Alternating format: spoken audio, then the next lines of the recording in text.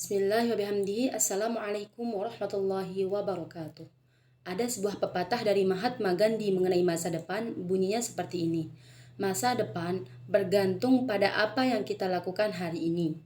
Jadi, kita di sini untuk belajar bersama. Kita berada di tempat yang benar untuk selangkah lebih maju dalam menggapai masa depan. Perkenalkan, nama saya Lutfiana dari jurusan Pendidikan Bahasa Arab NIM 2101020038. Kali ini saya ingin mempresentasikan hasil resume evaluasi pembelajaran kurang lebih selama 10 menit ke depan. Bagi teman-teman yang nantinya ingin bertanya, bisa disampaikan setelah pembahasan selesai. Baik, langsung saja. Konsep dasar pengukuran, penilaian, evaluasi, dan penerapannya dalam pembelajaran. 1. Konsep pengukuran. Pengukuran adalah kegiatan membandingkan sesuatu dengan alat ukur hasilnya kuantitatif. 2. Konsep penilaian. Penilaian dapat diartikan sebagai proses menentukan nilai suatu objek.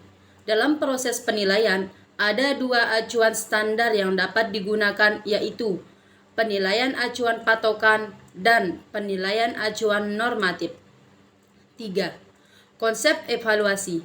Evaluasi adalah suatu proses yang sistematis dalam pengumpulan data tentang hasil belajar sebagai dasar dalam pengambilan keputusan dengan cara membandingkan antara tujuan yang diharapkan dengan hasil yang telah dicapai. Apakah sudah berhasil atau belum berhasil?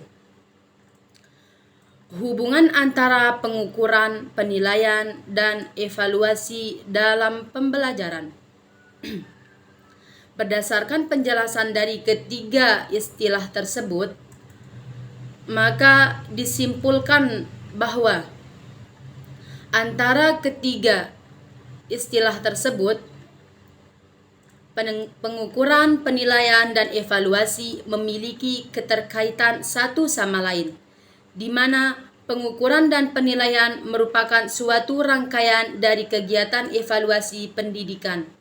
Atau dengan kata lain, bahwa kegiatan evaluasi tidak mungkin dapat dilakukan tanpa didukung dengan data yang diperoleh melalui kegiatan pengukuran dan penilaian. B. Tujuan dan fungsi evaluasi pembelajaran. Yang pertama, tujuan evaluasi pembelajaran untuk merangsang kegiatan peserta didik dalam menempuh program pendidikan,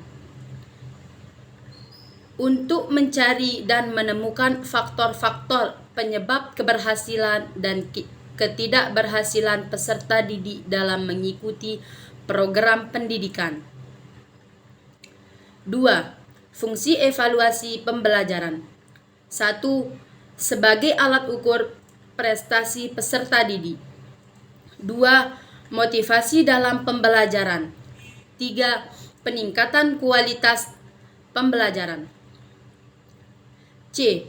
Objek evaluasi hasil pembelajaran mengacu pada pendapat Benjamin S. Bloom tentang taksonomi tujuan pembelajaran. Tujuan yang harus dicapai oleh siswa meliputi perubahan pada domain kognitif, afektif, dan psikomotorik. 1. Domain kognitif. Belum mengklasifikasi domain kognitif ke dalam 6 ranah. Yang pertama, pengetahuan. Yang kedua, pemahaman. Yang ketiga, penerapan. Yang keempat, analisis. Yang kelima, sintetis. Dan yang terakhir, evaluasi. Kedua, ranah afektif.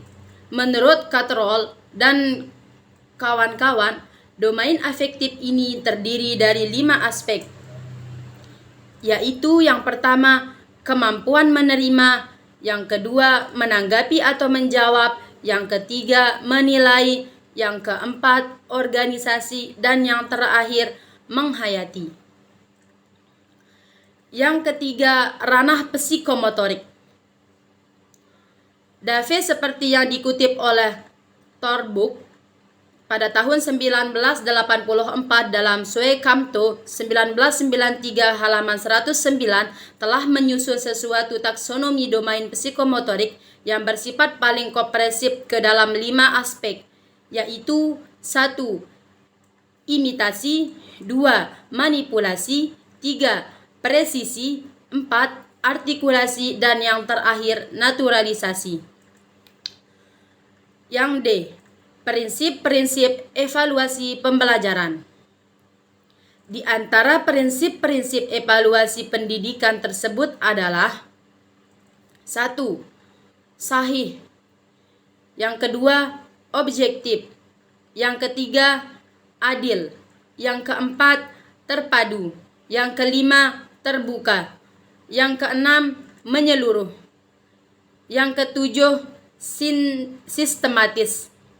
Yang kedelapan, beracuan kriteria. Yang kesembilan, akuntabel. Dan yang terakhir, validalitas. E. Jenis-jenis evaluasi pembelajaran.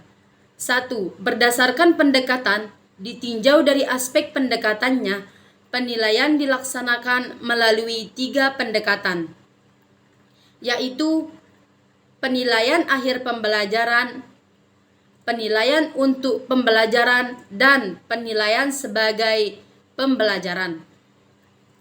2. Berdasarkan fungsi, ditinjau dari aspek fungsinya, evaluasi terbagi kepada beberapa jenis, yaitu 1. Evaluasi formatif. Yang kedua, evaluasi sumatif.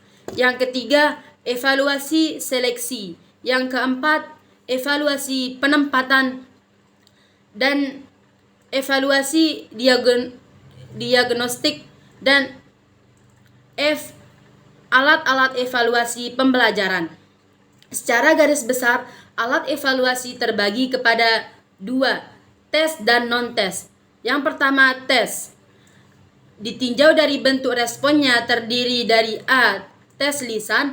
Melalui tes lisan, guru mengetahui kemampuan peserta didik atau peserta tes dalam menyampaikan pendapatnya secara langsung dan dapat dihadiri jawabannya yang spektakulatif dan secara cepat dapat diketahui penguasaan peserta didik. Yang kedua, tes tulisan. Tes tulisan ditinjau dari segi bentuk pertanyaannya terbagi kepada tes objektif dan tes subjektif atau isai. Jenis-jenis isai, yang pertama itu isai bebas, yang kedua isai terbatas, dan yang ketiga isai terstruktur. Jenis tes objektif benar salah, pilihan ganda, menjodohkan, melengkapi, dan jawaban pendek. C. Tes pembuatan atau tes praktik. Yang kedua, non-tes. G. Acuan standar penilaian. Ada 2 acuan standar yang dapat digunakan, yaitu acuan patokan dan penilaian acuan normatif. Mungkin cukup sekian yang dapat saya sampaikan. Saya berharap hasil presentasi yang saya berikan bisa bermanfaat untuk teman-teman sekalian. Bila merasa ada kekurangan dan kesalahan, saya minta maaf karena kesempurnaan hanyalah milik Allah.